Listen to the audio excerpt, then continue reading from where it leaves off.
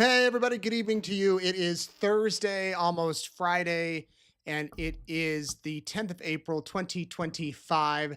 Thanks for being with us tonight on Courtroom Insider. I'm Nate Eaton, coming to you live from Phoenix, Arizona, and been here the past 2 weeks as Lorie Vallow Daybell's trial continues to progress. Would love to know where you're watching from, and if you have any questions. We had an eventful day in court.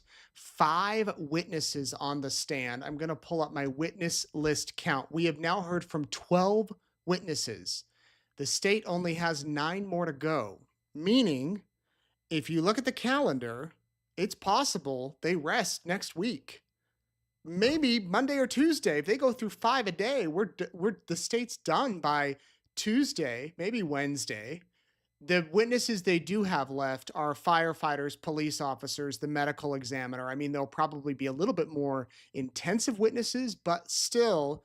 And then it's Lorie Vallow's turn to do a defense. And if none of her witnesses get in, do we have a verdict by this time next week? I don't know. I'm just saying that this has moved quite rapidly. They went through 12 witnesses in a week, in 4 days. Here's who was on the stand today. It was an eventful day in court, and we've got it all on eastidahonews.com. We had Adam Cox. He was on the stand. We're going to talk about what he said. We also had Sarena Sharp. She was a friend of Lorie Vallow's. They met through church, moved to Arizona, and she was a part of the group, you could say. We had William McDonald. He's a Chandler police officer, now retired. Marissa Francisco also works for the Chandler Police Department. She talked about fingerprints on the bat and if they found any in the house. And Kay Woodcock ended the day and had a memorable testimony. We're going to talk all about these testimonies and of course, remember Charles, and then we will take your questions and your shout outs. So please let us know where you're watching from. I'm going to kick it off by going straight to our witnesses. Let's do that. Adam Cox, imagine I've got 4 siblings. Today's my sister's birthday. Happy birthday, Ariane. And she, I won't tell you how old she's turning. She's never going to watch this. She's unplugged. She's not on social media. And, so anyway, happy birthday, Ariane. She's my younger sister. We shared a room growing up, and we were very close. So happy birthday to her. I just cannot imagine in a million years showing up in a courthouse and having my sister there to testify at a trial where I've been where I have been accused of conspiring to kill my wife, and approaching the stand and saying, Miss Coltrane, that's her last name, much like Lorie did today with Mr. Cox, her brother. I'm going to play you what she said and how she approached her brother on the stand. It's just so sad. But before we get to that, let's talk a little bit about Adam's testimony with Trina Kay, the prosecutor. He talked about how he comes from a family of 5 kids, that Lorie moved around a bit, that they weren't particularly close, at least physically, all through their adult years, but they had a lot of family activities. They'd always get together 10 times a year and hang out and have birthday parties and family gatherings and be together for the holidays. And he talked about that he's a member of the LDS Church, that Alex was excommunicated 2 times. And what that means is there's certain standards that the church has, that if you don't live if those standards and you do things that are particularly egregious, you are dismissed from the church, excommunicated. And Adam said that Alex was excommunicated twice. We had heard that before. I believe that one happened when he was on his mission or shortly after he got home, and then another later on. And he talked about how Lorie and Alex became particularly unusually close in the last few years of Alex's life before Alex passed away. Here's a little bit more of what he said about, well, I should back it up by saying Adam was close with Charles. They got along. They texted each other. Charles was somebody that Adam felt he could trust. Charles trusted Adam compared to the rest of the family members, especially during this really difficult time when Lorie was saying these crazy things. And so Adam, of course, went to Charles for help, for assistance. But before we get to that clip, here's where Adam became concerned. 1, because there was marital problems, but 2, Lorie started to talk about religious stuff that Adam just didn't agree with and didn't line up to the church doctrine. At some point, did you learn or become aware of the fact that Lorie and Charles were having some marital problems? Yes. Just yes or no, did you ever talk to Charles about why he and Lorie were having marital problems? Yes.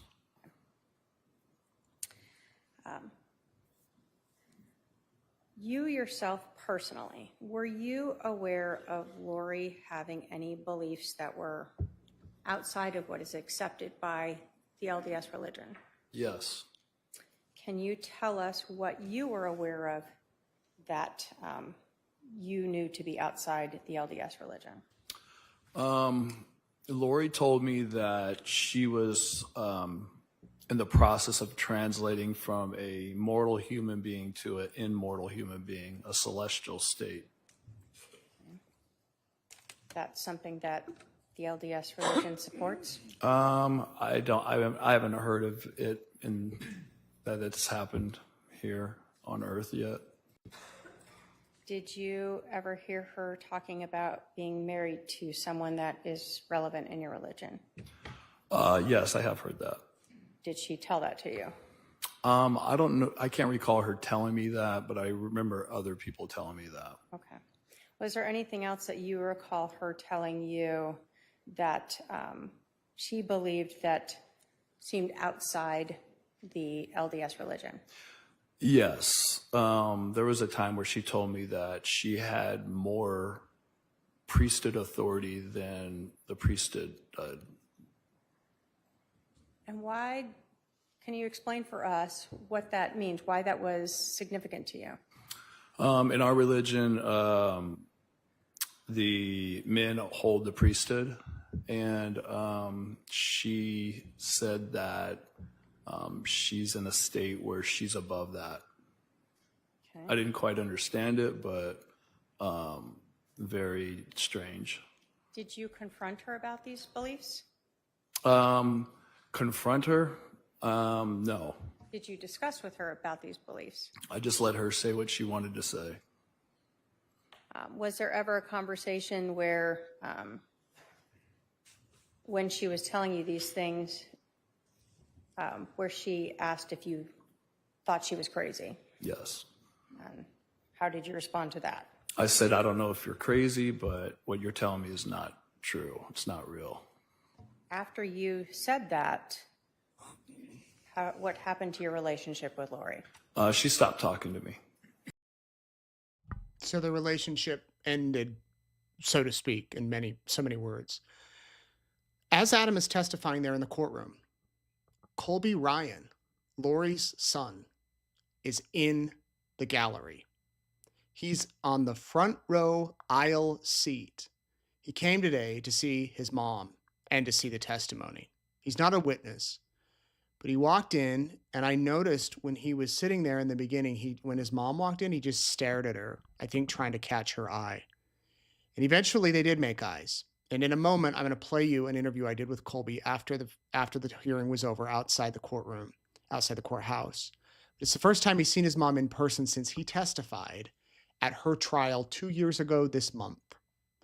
And anyway, we'll play that for you. So Adam Cox is there talking about their family in the courtroom, talking about how Lorie and Charles are having marital problems, that Lorie says that she's got the priesthood. And he didn't say that the person high up in the church who Lorie said she was married to, but it was Moroni. We know that from the other trials, that Lorie believes she's sealed, married to the prophet Moroni. Moroni, if you've ever seen an LDS temple, is the golden statue on top of the temple. It's holding a trumpet, and he's a prophet in the Book of Mormon. And Lorie has said that she was sealed, married for eternity to this prophet. Well, Adam goes on to talk about that Charles reached out to him and was concerned about his wife's behavior, very concerned, and says, we need to do something. She's going to the temple 4 or 5 times a week. That's not normal. And maybe they came up with a plan. Maybe if we can get the stake president, who's over the geographical area of the congregations, if we can get him to take away her temple recommend, which is like a pass, you have to go to your leaders of your congregations every 2 years and ask for your recommend. And they ask you 10 or 15 questions, are you living worthy? Do you consider yourself worthy to go to the temple? And if you say yes, and the leaders, believe that you're telling the truth, you get a recommend. Lorie had a recommend and was going to the temple all the time. Charles said maybe the way that we can snap her back to reality is by having her recommend taken away. So Adam and Charles come up with this idea that they're going to get her on tape, audio tape, recording, saying some of these crazy beliefs. And then they're going to take the recording to the stake president and play it for him so that he can clearly see that she should not be going to the temple. But they were worried that if Lorie knew any of this, she would take off because she was known to wander. She was known to take off. She was flighty, Adam's words. So Charles was desperate, Adam said. He needed help. And Adam was willing to help him. They were going to do this recording. Adam was going to fly in to Arizona. He was living in Wichita at the time. Charles offered to pay for his ticket. And he was going to stay at Alex's house. Adam lands in Arizona the 10th, the day before Charles was killed. He texts Adam, "I'm at the airport." No response. He calls him. No response. He said it was very weird for Alex to do this. So Adam ends up going to stay with his parents. They went to lunch. They hang out there the rest of the day. The next morning, there's some text messages that come in from Charles because Adam knew Charles was going to go over to the house to pick up JJ to take him to school. Charles pulls up and says, "Al is here." And immediately Adam's concerned. Why is Alex there at Lorie's house? One, it's 7:00 in the morning. And two, he never got back to me. Something's up. And Adam responded, "They're planning something." And they showed these texts in court. Then the communication from Charles stopped. Adam sent a message saying, "I'm going to go play basketball tonight at the church with Zach, his son, and Brandon Boudreau, and maybe the stake president, the one who they were going to play these recordings for, maybe he'll be there playing basketball or doing interviews. And if so, I'll give him the recording and we can tell him what's going on." Charles never responded. So Adam's a little concerned, a little freaked out, and he's wondering what is going on. And the next day, nothing. He said he came to Arizona for 3 reasons. One, to help Charles with this plan, this intervention. And they didn't tell any members of the extended family, especially Alex, because they were worried he would tell Lorie. So he came to do the intervention. He came to go see a friend in Tucson, and he came to see his son, Zach, who was living in Arizona at the time. The next day, he goes to Tucson to see his friend Eric. And here's what happened. So you're in Tucson and you start talking to your friend about Charles. Yes. Do you learn at some point that Charles has been killed? Yes. I was talking with Eric saying something doesn't feel right. I haven't heard from Charles, and usually he would text me or send me a message or something. And then Eric asked me, he goes, "Well, what's his last name?" And I said, "Vallow." And he was on his computer and he just Googled Charles Vallow. And he said it popped up that he's been killed by his brother-in-law. So you learn this. What is going through your mind now? Just everything, chaos. I had a knot in my stomach. Just probably one of the worst feelings I've ever felt in my life. Obviously, you had been concerned that something was being planned when you told Charles that on the morning of the 11th, right? But well, not that. Not that, but yeah, it felt like something was off. Why Alex would be at Lorie's house that morning. Did you know your brother Alex to carry guns with him? Yes. Did he regularly go shooting with guns? Yes. Okay. Prior to Charles being shot and killed, did you ever tell Lorie that you were going to be trying to do this intervention with her? No.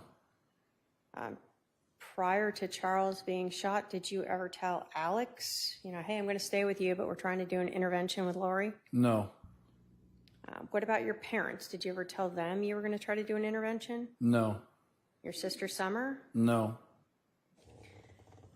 So if your sister told detectives a couple hours after Charles was shot that she was confronting Charles about you and Charles talking and texting, it wasn't something that you told her about? No.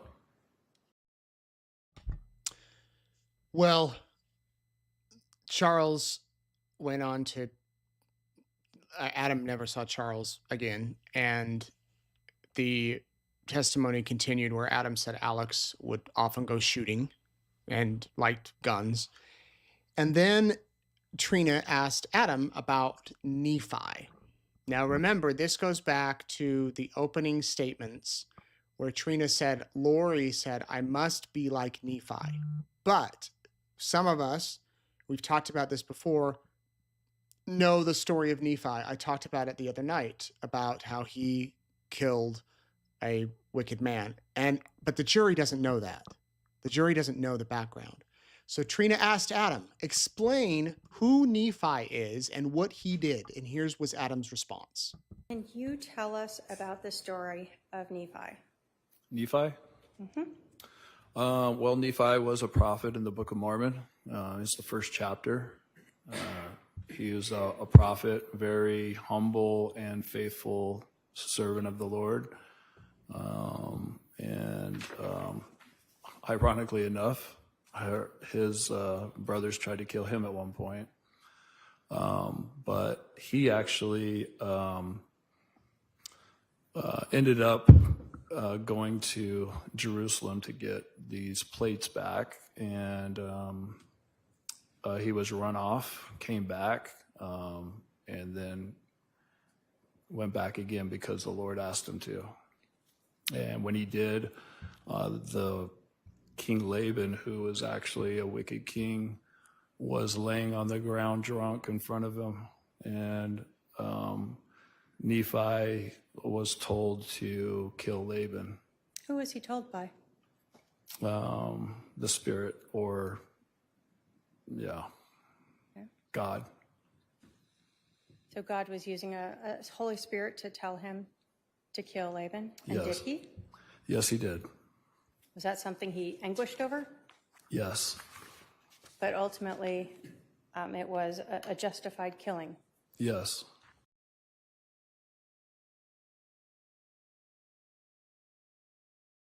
Justified killing, and it happened according. That's how Lorie saw herself, and she said that to Alex. I will be like Nephi, and so will you. Well, now it was Lorie's turn to cross-examine her brother. By the way, we have his entire testimony, like all the others, on our YouTube channel if you want to watch it. And this was interesting, very interesting part of the trial for Lorie to get up and cross-examine her husband and talk about her enchiladas, which was an interesting thing to say. I will say, without divulging too much, that in my conversations with Lorie, because I told her it was off the record, she has told me about other dishes that she is very well known for that she makes. I haven't heard about the enchiladas until today. Here is that moment when Lorie Vallow Daybell stood up to cross-examine her brother. Mr. Cox, how long has it been since we've seen each other in person? Don't know. When was the last time you saw me? I don't recall. So, has it been a year, 2 years, 3 years, 5 years, Something 6 like years, that. 7 years, 8 years? Something? Okay. So, you have no idea. Nope. You have no idea when the last time you saw me in person. I don't know the year or how many years it's been. Okay. So, did you see me at Colby's wedding in January 2018? No, I was not there. You didn't come to Colby's wedding. No, I did not. So did you see me sometime that year at my house Possibly. where Colby got married? That house. I did see you at that house, yes. At least one time. Yes. So possibly in 2018. Yes. And when was the last time we had any communications? The last time I remember our communications was you and I were speaking in the kitchen when the family was over. Okay, so you think that was that time in 2018? I think so. Okay. And were we eating my green chili chicken enchiladas? Do not remember that. You do not remember that? Nope. Is that what I made every time we had a family get together, which was like 10 times a year? I don't remember that. Okay. And when was the last time that we had a phone call or text message? I have no idea. Could it possibly be around that exact same time? Possibly. Okay. So that was possibly in early 2018? Yes. Okay.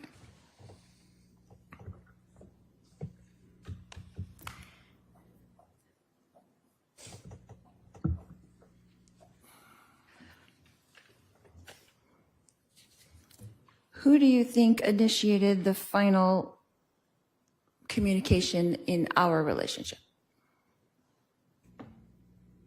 Who concluded it? Yeah.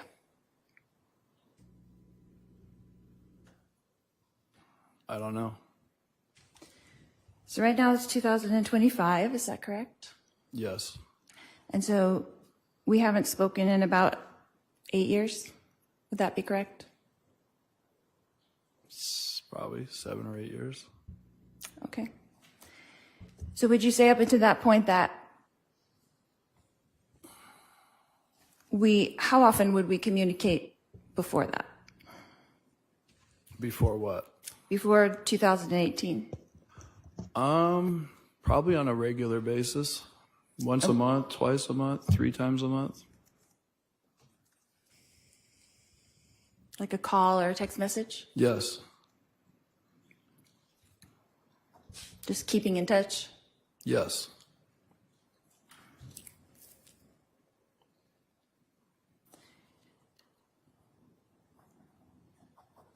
You know of us living in Hawaii and you were living in Kansas at the time?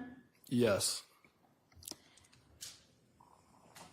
And in your career, you lived in lots of different places, is that correct? Yes. Austin, Yes. Dallas, Yes. New York, Yes. Wichita, Yes. Sacramento. Yes. Did I miss anything? Others. And I was in Texas, Yes. Arizona, Yes. Hawaii. Yes. So would you say that we were not physically close during the past 20 years? Yes, I would say that. So our communication would be solely family get-togethers, occasional text messages. Is that correct? And phone calls, yes. Okay.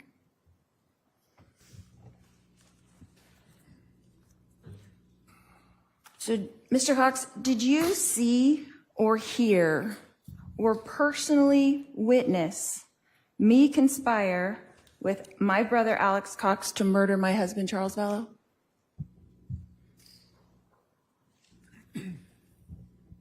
Repeat that again? Okay. Did you see with your eyes or hear with your ears or personally witness me conspire with my brother Alex Cox to murder my husband Charles Vallow? No. Thank you. No more questions. That's the first time they've spoken in over 5 years, and it's in a courtroom.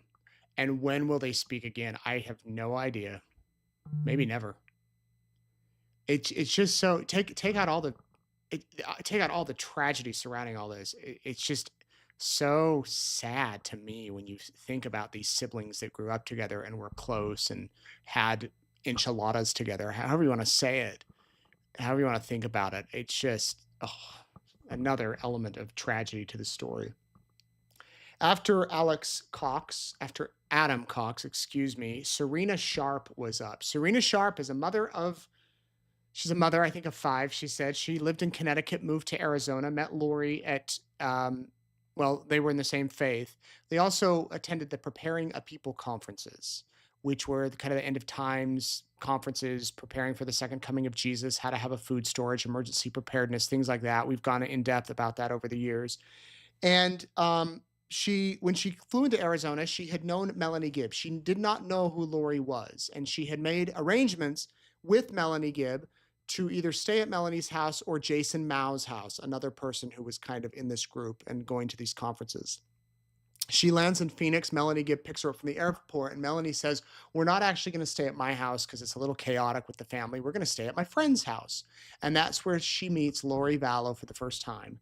And Lorie was there, and that's where she met Chad. Chad Daybell was also there. And they end up, having the weekend together, going to the Preparing a People conference. She ended up going to Idaho for another Preparing a People conference a bit later, met up with Chad there. She was looking at maybe moving to Idaho and met up with a realtor, and then also saw Chad.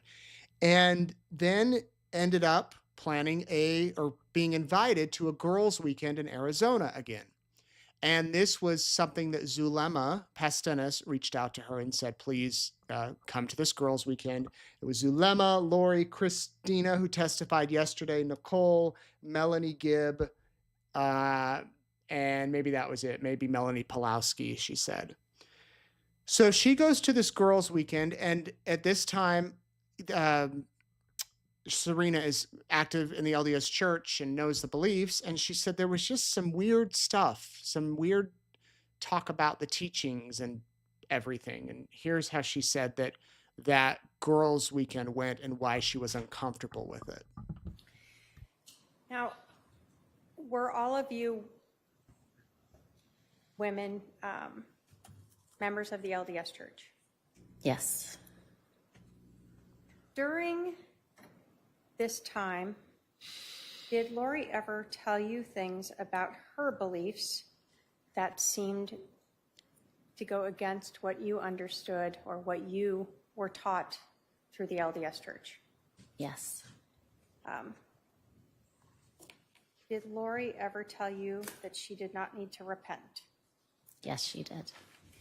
What does repenting mean? Repenting means turning to God and confessing our sins and repairing our relationship with Him so that He can take on our sins for us and we can become better people through Him and seek His forgiveness. Do you recall what Lorie told you about not needing to repent anymore? What I remember is she's had a couple of verses in the Bible that she pulled out and read and then said, I believe something to the effect of, I believe we don't need to repent anymore. Did that stand out to you? Oh, yes. Yeah. Was that That was concerning shocking. to you? Pardon? Was that concerning to you? Very. I think you just said you were shocked by it. Yes. It was that against your religion. Correct. Did she ever express to you and this group that all of you might not need to repent? I don't remember the specifics of it. If she was trying to apply that to us or just to her, I don't remember. I just remember she said we, or generally, I don't remember the specific words she used, but that there was not a need for repentance anymore. Do you recall, have you been interviewed by the police a couple different times? Yes. Do you recall being interviewed in April of 2021? Was that was the Chandler Police At Department? the police department instead of at your home? Yeah. Do you recall saying to the detectives then that she said, we don't need to repent anymore. We've come to that stage. And then you were asked when she said we, was she talking about like her and Chad or all you guys? And you said she was trying to get all of us to believe that. you recall saying that? I don't recall saying that, but if that's in the transcripts, that was much closer to the time when it was said. It's been a few years. I don't remember exactly what was said anymore. So your memory back then would have been better than now? For sure. As it would with any So of if us. you had told the police back then that she was trying to, in fact, tell everyone that you could follow along with this belief of not repenting, you would have been truthful to the police back then. Of course, yes. Okay, so she says that she remembered telling the police years ago that Lorie was saying this. During this girls' weekend, they also did the casting out of the evil spirit of Charles, and Lorie said that Charles had an evil spirit. They all said a prayer together, and each had an individual prayer where they would pray that this evil spirit would leave Charles. And the evil spirit, of course, we know is named Ned. And Sarena said that it was so weird because this was something that had never been done in a group setting before for me, where I'd see this group get together and cast out a spirit. She'd never seen it before. Then it was a while after that Charles died. Not a while, within a few months. And Sarena went to see Lorie because she was, her friend's husband had died. And she went over to the house and she said that Lorie was just behaving so weird, especially weird considering that her husband was no longer here. Well, Lorie, I don't think, liked the testimony of Sarena today. It's interesting to see her get so fired up with the different witnesses. And some she doesn't get fired up, but some she does. And Sarena, she did. I would say the cross-examination was one of the longest ones she's done thus far.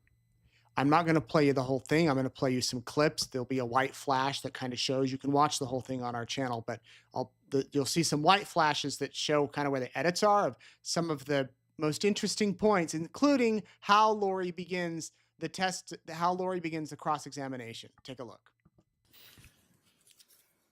Ms. Sharp, did you take an oath when you came into this courtroom today? Yes, I did. Did you raise your hand? Yes, I did. Did you swear to tell the truth? Yes, I did. The whole truth? Yes. Nothing but the truth? Yes. So help you who? God.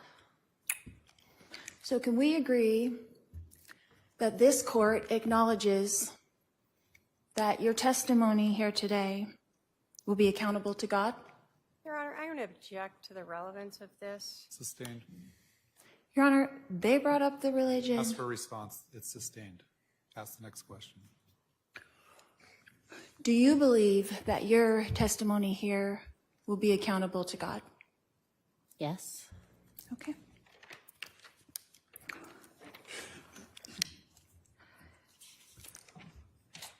Ms. Sharp, how many times did we meet in person? 4. How many one-on-one conversations during those meetings do you think that we actually had? Just you and me. Nobody else around. Just you and me. Maybe 2. 2 conversations in our whole lives. Maybe Just 3. me and you. You said during those meetings.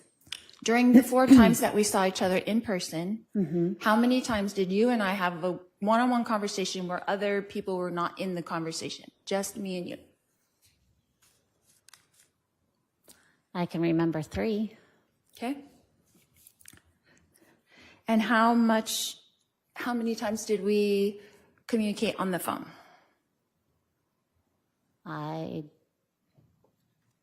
Do you want me to estimate? I don't remember how many times. Sure, just an estimate.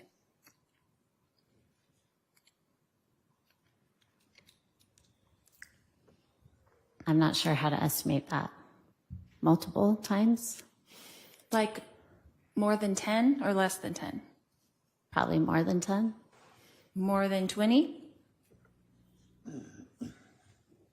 I don't remember. So in the instance when you said that I mentioned to you something about zombies, I would like to know what I said to you exactly verbatim about zombies. Well, I remember we talked about zombies in 2019 for the girls' weekend. You had mentioned zombies. I mentioned zombies at that weekend out of my mouth, and not someone else, but me. Object to argumentative. Overruled, you can ask, why don't you rephrase that question? Okay. So you're saying, under oath, that I said the word zombies at that meeting, or I'll go with that. To the best of my recollection, it was that weekend during the girls' weekend, 2019. And Again, that was 6 years ago, so like verbatim, I don't remember verbatim, but I think it was that weekend. So it could have been that someone else was talking to you about zombies, but I was actually there also. Is that correct? I'm going to object that the witness has answered that question and said it was her. Overruled, she can answer. Would you mind restating, please? Is it possible that someone else said the word zombie and not me at that meeting when we were all there with the girls? It's possible, but I don't think it was. I think Okay, it then was what you. did I say exactly about zombies? I want to know the sentence I said to you about zombies. Hold on. Again, just Ask questions, okay? I make object to statements. asked and answered. So rephrase your question. What sentence did I say to you with the word zombie in it? And I'm going to object to asked and answered.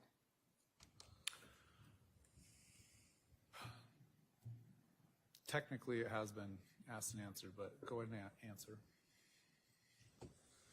Again, I don't remember verbatim. That was, 6 years ago? So it could be possible that it really never came out of my mouth. Is that true? Okay, I'm going to object again to asked and answered now a third time. Sustained.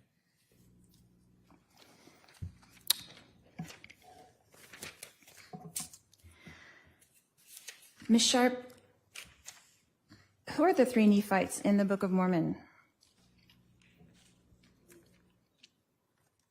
The three Nephites? I'm sorry, I don't understand the question. In 3rd Nephi 28, the three Nephites, do you know who they are? Off the top of my head, no. You do not know who they are. No, not off the top of my head. Okay. In the Bible, do you know of John the Revelator? Yes? Do you know of John the Revelator being translated? I don't remember that, but You don't remember that? What about in the Old Testament, Elijah? Was he translated? Your Honor, I'm going to object to relevance. What's the relevance? I've been accused of being out of the scope of the LDS religion when this is exactly in the scope of the LDS religion. All right, I guess to the extent you're comparing yourself to these biblical figures, I'll allow it. related? Yes, I believe so. Okay. But you don't know that John the Revelator was translated as well? I can't remember. And then the three Nephites in the Book of Mormon, they're translated as well? No, there were three. You asked me their names. I don't remember their I names. wasn't asking their names. I said, do you know who they are? As in, are you aware of them? I'm sorry. I'll be more specific.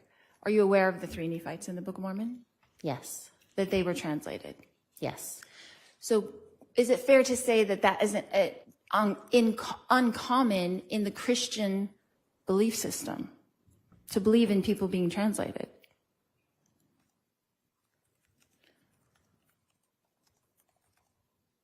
I don't know if I'm qualified to answer that question for all of Christianity.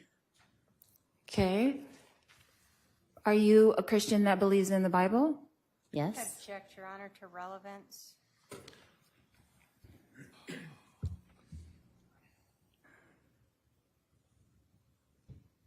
I'll allow it briefly, but hurry up and make your point.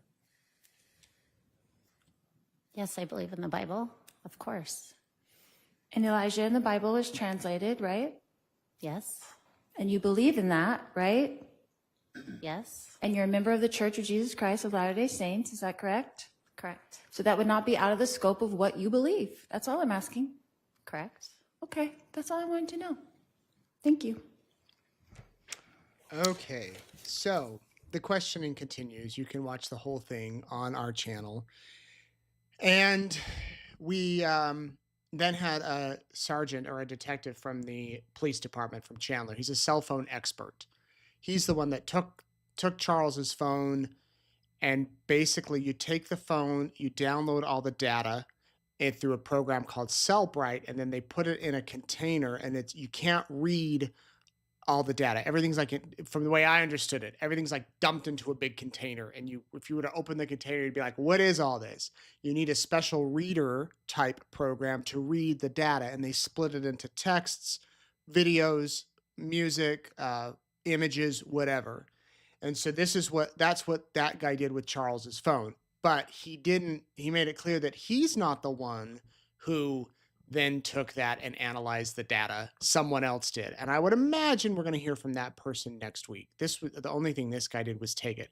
But I did want to play one of the questions, or one of the jurors had a question, and the judge asked it, and it was kind of interesting. So here's a short little snippet what the juror asked about the cell phone data. The question is, if someone were to delete their browser history, can you still pull the history? On occasion. Browser history and any internet data like that, especially on cell phones, over time, if it's been deleted, it can be overwritten. However, if it is more recent, and sometimes by recent, we are actually talking within the last year or so, that information, regardless of it being deleted, can be recovered by the software. So the juror got the question answered, and now you know. If you think your data's deleted, it's not. You can keep it up to a year. So be careful with that. The next witness was Marissa Francisco. She works with Chandler Police.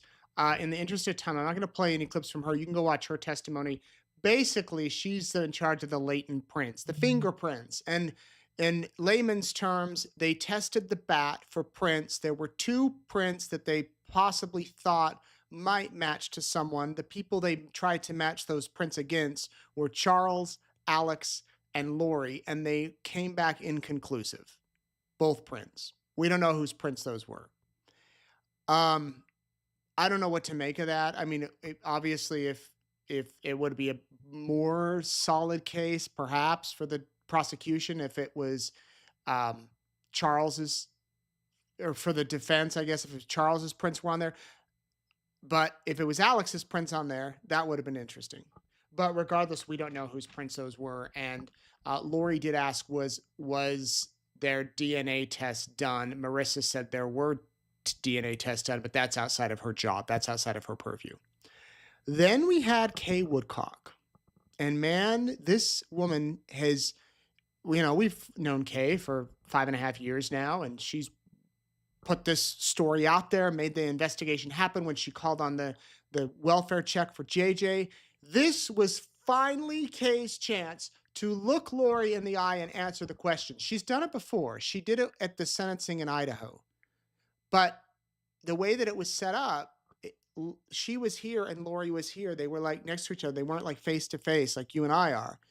Well, now it was Kay's turn to answer Lorie's questions. But before that, she took questions from Trina Kay. She talked about how there's 6 kids in the family. Charles was number 3. Charles was the best dad, loved JJ. Financial planner. Kay helped with his books for the business. He was minor league drafted to the Houston Astros. Charles converted to the LDS church after meeting Lorie. He was not raised LDS. And Kay said that her and Lorie had a pretty decent relationship. Lorie was friendly and outgoing and had a great personality. But in 2018, when Charles's mom died and Kay's mother passed away, Lorie didn't go to the funeral. And Kay thought that was not only weird, but appalling. Those were her words. She was appalled. And then things started to really go crazy in 2019 when Charles became nervous for his safety. And he decided that he needed to change his passwords on his accounts. We know about the $1 million life insurance policy. He changed the beneficiary from Lorie to Kay, but no one told Lorie. Kay said she didn't even think about it after the fact. She just thought, okay. And she didn't even know for sure if he had done it till the life insurance policy company called her after Charles died. Well, then it was decided after Lorie took off for Hawaii and nobody knew where she was, and Charles is trying to raise JJ alone, that he needs some help. And Kay's like, you know what? I'm going to come to Houston, because he had moved to Houston and she was in Lake Charles, Louisiana. Sorry. He had moved to Phoenix. He was living in Phoenix, and they decided he was going to move to Phoenix. He's going to move to Houston. So, because Houston's closer to Lake Charles. So Kay said, let's move you to Houston. When you need to travel for work, I will come and pay and watch JJ. You don't have to pay a nanny or a babysitter. I'll do it. So Kay flies to Phoenix to help Charles pack up the house. And Lorie shows up. She's been gone for 50-something days, and no one knows where she's at. And she shows up. And here's what happened.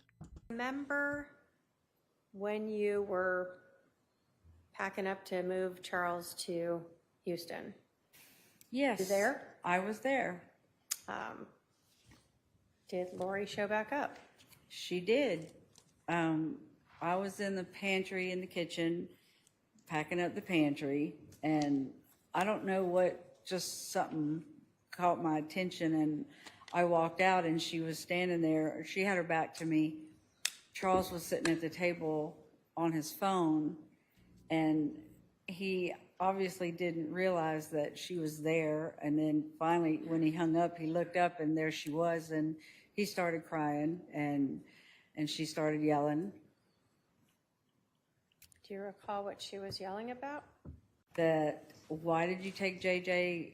Why did you take JJ? Why did you take him out of school? Why are you moving? What are you doing? All this is your fault. It was just ridiculous.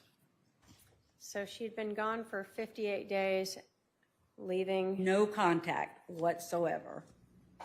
and then she shows up at the house when you guys are moving out. Yeah. What was Charles's demeanor reaction? You said he was crying? He was at first, but then he was just trying. Charles was a very soft-spoken man, and he was just trying to get a word in edgewise. And finally, Lorie settled down a little bit, and they went and they talked for a while in the living room, or the I guess it's like a great room, and then they moved to the bedroom to talk. And I could still hear every now and then Lorie would get a little loud, but they were talking. And then I remember that Lorie came. Let's see, I was sitting at the dining table, and she stood next to me and she said, I love you, KK. And I said, well, I love you too. I'm sorry this is happening. And she cried, and I didn't know what to do, really. So, I mean, I just was there.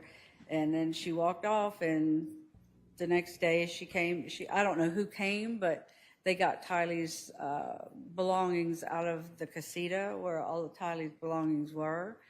And I don't remember if she got anything of hers. I really don't remember.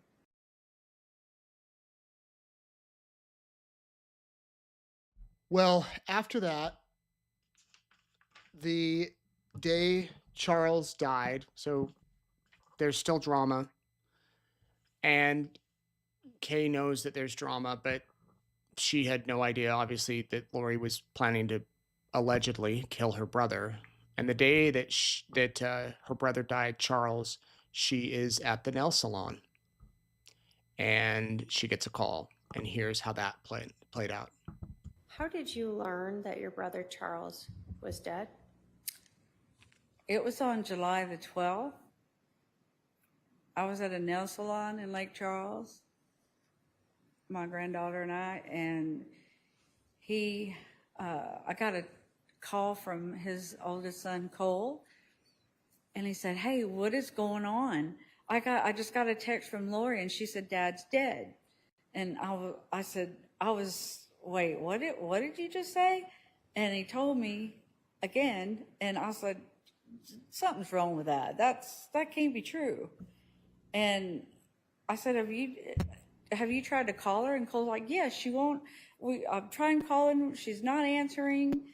He was freaking out. And I was like, okay, Cole, just give me a minute. Let me think about this. Let me see. And I'll call you back. I promise. As soon as I can figure this out. So I called my husband to tell him, and he said, okay, well, I told him that what Cole said, and he said, hey, let me call you back in a minute. And so I was still at the nail salon trying to get out of there. And he called and he said, he's dead.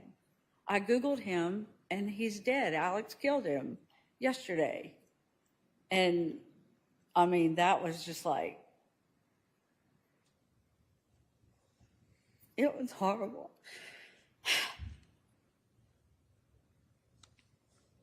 I have to call my siblings and let them know.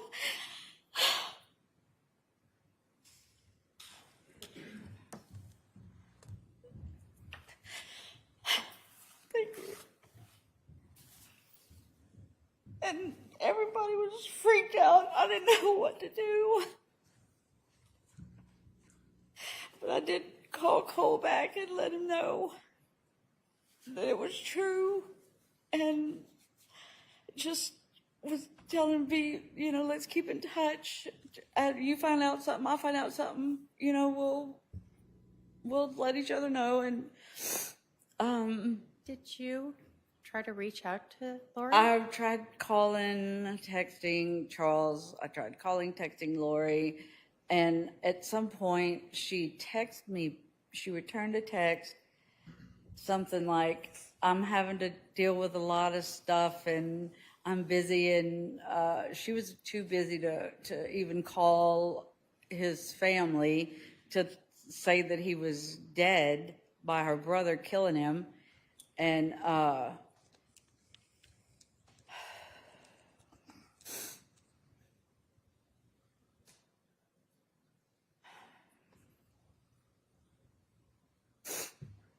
Take a breath. So you had tried to reach her and she was too busy to talk to you. yeah. And when Kay finally did go over to the house to get the stuff, there was like nothing left. And we know I've spoken with Charles's sons before years ago and did a story. If you want to go look it up about the text messages, they showed me. We published the texts that Lorie sent to the sons, that back and forth, and how he had all this nice watch collection and she didn't leave any of that for his sons. The next communication that Kay had from Lorie was when Lorie learned that she didn't get the money from the life insurance, and she sent Kay a photo of the beneficiary form and said something to the effect of 5 kids. I'm raising 5 kids and his sister-in-law gets all the money, which Kay said was ridiculous because she wasn't raising 5 kids. Colby was out of the house. Cole and Zach were out of the house. So there was 2 kids, Tylee and JJ, and Tylee was almost an adult. Then it was time for Lorie to cross-examine Kay. And boy, I gotta say, I was kind of looking forward to this because Kay is not a shrinking violet. Kay will speak her mind. The cross did not go as expected, though, in my opinion. It was short, and I'll play it for you right here. Ms. Woodcock, where were you on July 11th, 2019? At home in Lake Charles, Louisiana.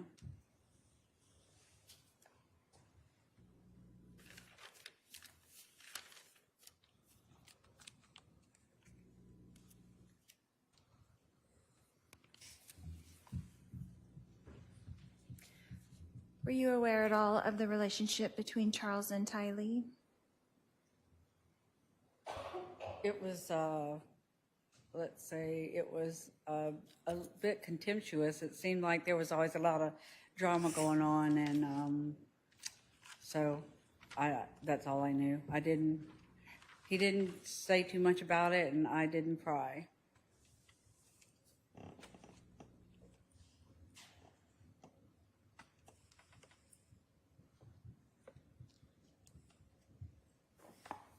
you knew that there was some kind of contention going on with those two for I can't a while. hear you. I'm sorry. You did know that there was some kind of contention going on with those two for a while. Yes. Okay. And you weren't really aware of the events that happened that morning, were you? The morning of July his el- murder? Of July 11th? No, I wasn't. Okay. Because you didn't tell me.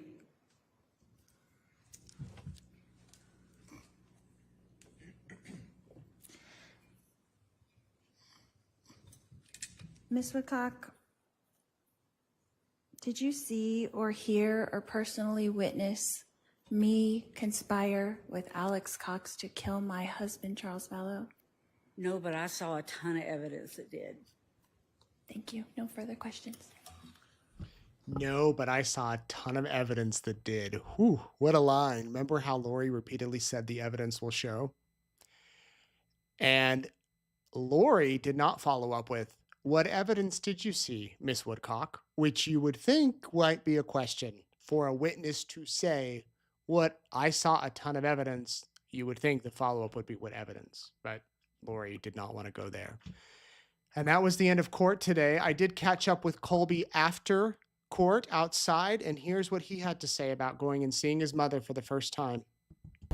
All right, Colby, what'd you think today? A lot of emotions, got to process that. Really weird to see her in person, and really just different to witness her in that state. It's hard.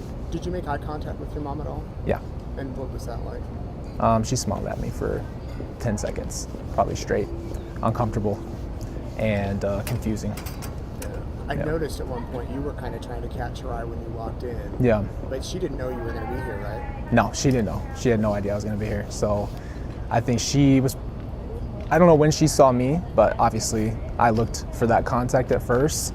I guess I never know what's going to happen with that. And yeah, it was just surreal. What is it like sitting in the courtroom and having your family talked about it? JJ, Tylee, having Kay take the stand. I mean, Adam talking about the family dynamic. It's surreal. It feels like a bad dream almost. It doesn't feel like real life, if I'm being honest with you. It mostly feels like, how could I put this? It feels like I'm watching it in third person almost, because it is so crazy. And that probably happened, crossed my mind 3 or 4 times, that I can't believe this is my family. I can't believe that's my mom, and I can't believe they're all here talking about the people that I grew up with in my direct family. What have you thought about your mom questioning some of these witnesses over the past few days? I've just noticed her attitude, how bad it is. I've noticed how rude she is, and I think more than anything, she's just disrespectful, and it's hard to watch anybody talk to other people like that. And yeah, I don't know how to gauge the fact that she's just rude. Yeah. So you're gonna give more of your thoughts tonight on your channel or this weekend? Or? Yeah, I'm not gonna lie. Even though we sat there all day, I'm pretty tired. But I think it's exhausting. It's weird, but honestly, yeah, I probably will break down my thoughts tonight and really process this for the next couple hours, and then hop on and just talk about the experience for sure. Good, so people can catch it. Tell everybody the name of your channel again. YouTube channel name is Colby J. Ryan. So if you just put that on YouTube, you'll find it. Anything you want to add? No, that's it. How old are you now? I'm 29 now. 29. Oh man. All right, 29. Oh man. Colby's birthday was this week, thanks to many of you who told me that. And so he turned 29. Oh, to be 29 again. I remember when I was 29 and people told me that. And I'm like, oh, so old, especially when I hit 30. Thanks to Colby. So good seeing you today, Colby. And thanks for chatting with me after court. Here's a photo of Charles Vallow with his brothers from much happier days. Years ago, I believe. Boy, Kay told me when she gave me this photo, 2012-ish, something like that, when they were at a Christmas party or some sort of holiday gathering when this photo was taken. And tonight we remember Charles Vallow as we learn more and more about his final days and how desperate he was to get out of his relationship and get JJ and care for JJ. And it ended so tragic. So thinking about him tonight, along with JJ and Tylee and Colby, who, lost his family. and all of the people who testified today. It's been a week. I know I say it's gone fast, but you think about it. We've heard 12 witnesses in 4 days, and these jurors are really taking it all in, trying to digest it all and hear this stuff. And it's got to be something that they walk out of there and think, this is wild. This is wild. I do want to thank our sponsor, Alan Browning from Browning Law in Idaho Falls. They're sponsoring Courtroom Insider. We appreciate their support. I got to show you my car from Teton Toyota. They hooked me up with this Prius to have here to drive around. Gets great mileage. Thanks to Teton Toyota. They do rent cars. If you're looking for a car rental, you can contact them. I got to tell you, tomorrow, guess who's going to be here? We're going to do Courtroom Insider tomorrow. I said I wasn't sure about Fridays, but I'm in town. I'm going to go explore Phoenix this weekend. Brianna from one of the news stations here, CBS Phoenix, I believe it's CBS. AZ Family is what it's called. She interviewed Lorie a few days ago, and she gave me an incredible list of things to do. It is so comprehensive. I could spend a year doing it, but we're going to go out. If you have any suggestions for me to do this weekend, I'm going to try to unplug a little bit, not be on my phone, and just go out and explore. And, but that being said, we are going to do Courtroom Insider tomorrow night, and Larry Woodcock is going to join me. Larry has not been here. Larry has been in Louisiana. We're going to talk about his response to Kay testifying today, what he thinks of the trial so far, what it's like to watch and hear about this taking place. Also, Tom Evans, the juror who was on Lorie's case in Idaho, he is here too. He's been in the trial every day. I'm going to talk to him, get his thoughts about how the trial is going, maybe one or two other special guests. But what I need from you is I want to include you in the program tomorrow night. And here's what I'm asking. If you want, send me a 10-second video, not 15, not 20, not 30, 10 seconds or less, giving me your one takeaway from this trial so far. That's it. Your one takeaway, 10 seconds. If it's over 10 seconds, I'm not going to put it on. You got to make it 10 seconds. Send it to me on my Facebook page, which you can find right here, Nate Eaton Reporter. I think you can send video through X or Instagram. I would recommend Facebook. On my page, and then there's our East Idaho News page. You can also email it to Peggy, our moderator, and what I'm going to do is put a bunch of these, and tomorrow I'll play some of them for you. 10 seconds or less, your one takeaway from the trial thus far. I'd love to hear your thoughts. So tomorrow will be a little bit more casual. Oh, I forgot to say, there's no hearing tomorrow. The judge had said earlier this week that there might be a hearing to talk about Lorie's expert, but there's not going to be. Now, maybe there'll be a last-minute hearing, and I hope that we have plenty of notice that I'm not up in the mountains somewhere. But if there is, we'll bring it to you. But for now, there is no hearing. So I know many of you have asked that. All right, let me get to some shout-outs in cities. Carol Brenton, an Idaho and living in Kenya. Awesome. Good for you, Carol. Thanks for watching. Pam S., Jody, Jenny, and Jamie. Brittany Kimmel, Lynn Gannis, you've watched since before I went to Hawaii. You've never missed a show. Well, how nice. I should get like Courtroom Insider Faithful shirts. Ali B, Dion, Sarah Faddis, Jamie Walls. Happy birthday, Jamie. A lot of April birthdays here. Valerie Johnson, Sue Houston, Jennifer Kennedy, Wendy Gunn, Dan Johnson, Jackie Summer, and Linda Greenwood. Thank you all very much for watching and for letting me give you a shout out. Tonight we have people watching in Germany, Auckland, New Zealand, Israel, wow, Niagara Falls, New York, Freeport, Maine, Burbank, California, Scotland, Poland, the UK, Ghana, Salem, Idaho, hi Salem, Norway, Edgewood, New Mexico, and Dartmouth, Massachusetts. Amazing. Here we go with some questions.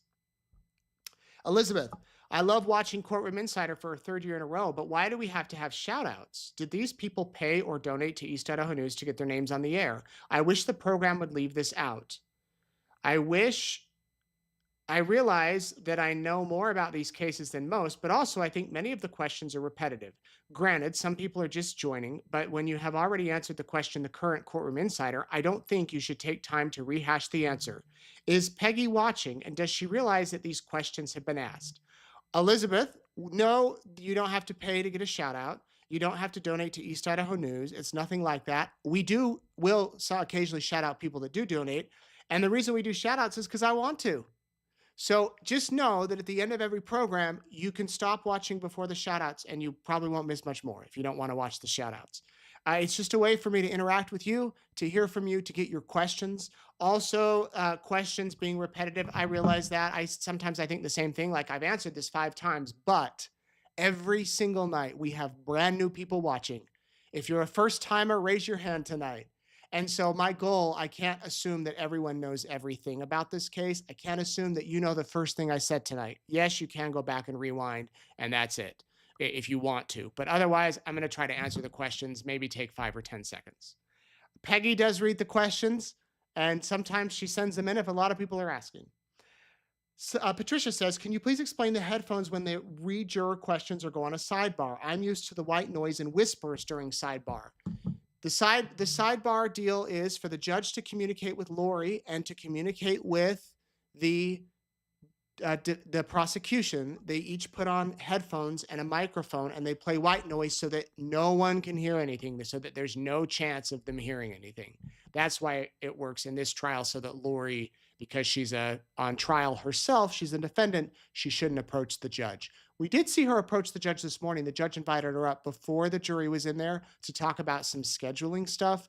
And the deal with that is that the trial will start Monday and Tuesday at 10 instead of 10:30. So we're bumping it up a half hour.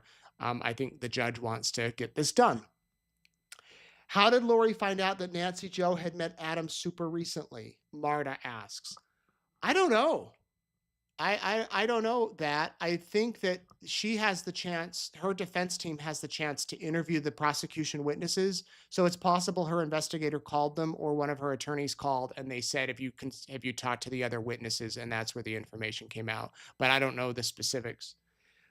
What was Lorie's demeanor as Kay testified? I played a clip there, Glenn. I'm sure you could see it. But in the courtroom, she took notes. It's very hard because they have the media on the, not that I'm complaining because I'm glad to be in there, but we're all on the back row. And we see the backs of heads. It's not like in Idaho, the defendant was sitting sideways so we could look over and see. But here we're seeing the back of heads. But she looked at her, she took notes, and then obviously on her cross, she was quite timid.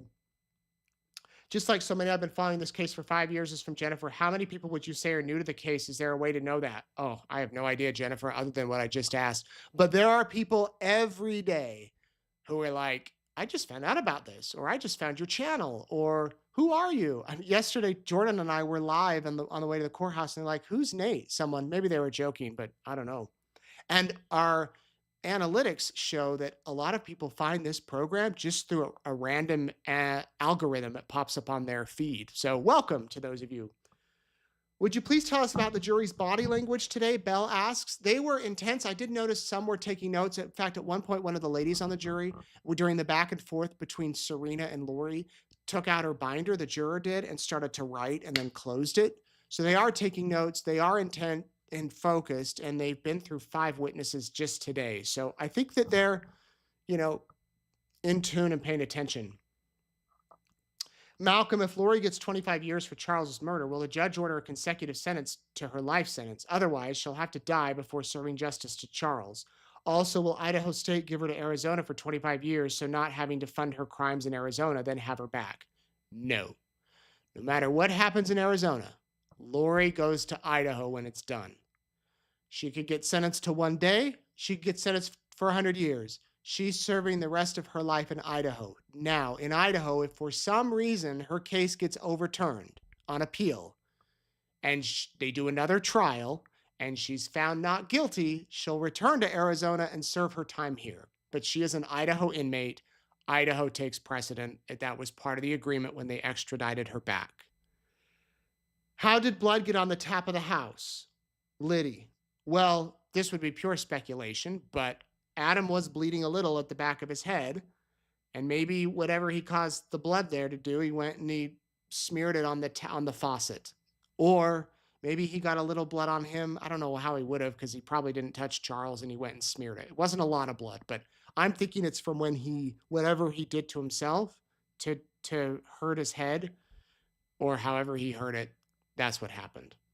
On Lorie's interview with Keith Morrison, she stated her belief that she would be exonerated. But on her most recent interview, she said something to the effect of, my life is mostly over. My God wants me to serve these people in prison, so be it. Two opposites and conflicting statements. Did you notice this? And what do you think? Do you think it's truly religious delusion, or do you think she's getting a grip on reality? Good question. I think it's both. She's been saying for years that she will be exonerated, that she and Chad will be together. In Idaho, she said repeatedly during her trial that Jesus would come and set her free and that it really didn't matter. And then there are days, I think, as time goes by, that she realizes, well, maybe God changed his plan and this is what he wants for me. So I think it's a little bit of both. Definitely the religious delusion, but also coming to terms with reality that, well, I'm not here. Maybe in her eyes, exoneration is going before the Lord one day, and the Lord, clears her of any crime. I'll ask 2 or 3 more. Do you think you'll ever interview Adam? I'd love to interview Adam. I actually have interviewed Adam and his uncle Rex. If you go back probably about a year ago, maybe, on our YouTube channel. But I'd love to talk to him again, absolutely. Did Lorie flip the bird at Kay? A lot of you were talking about this. I went back and watched the video, and I don't believe she did. She was getting her notepad. Kay left the stand and went, and Colby gave her a hug. And Lorie had her notebook kind of like this and was like holding up her pen. I would have noticed that, I believe, and I think so many other people would have, and I did not see that or hear that. Did Adam make eye contact with Lorie while testifying? Oh, yes, absolutely. He looked at her. Yep, looked right at her. Why isn't there any mention of the pool party that took place after Charles died? Daniel asked. We did mention that. The detective talked about it the other day, that Lorie was talking about not being able to go to a pool party. I don't know if there's ever been any strong, firm official photos from a pool party or video from a pool party that it actually happened, but we have talked about it and we have brought it up. All right. Oh, one more. Denise or Diane, was I surprised to hear about Charles and Tylee's relationship? Not really. I mean, I had heard a lot that Tylee was a teenager, and there was a lot of moving around with Lorie, and there was a lot of she's raising her brother in a way, and a lot of stuff going on, and she just was a teenager, and teenagers tend to clash with their parents, and I think that there was some of that. So I wasn't surprised at all to hear that. You think about the home that she was in with Lorie and all that, and I'm sure there was a little bit of frustration on Tylee's part too. Okay, everybody, I think there's a lot more, but I think we'll call it there. So appreciate you watching. Remember, if you want to send me a 10-second video about your number one takeaway so far, men and women. Men, if you're watching, I want to see them too. Because I get a lot from the women, which I love. I love you ladies, but I want to hear from guys too. Play some of those tomorrow and throughout the weekend. And I hope you have a great Friday. No court tomorrow. No court tomorrow. No court tomorrow. If that changes, you know that I'll bring it to you. Thank you for watching. I hope you have a great night. We'll see you.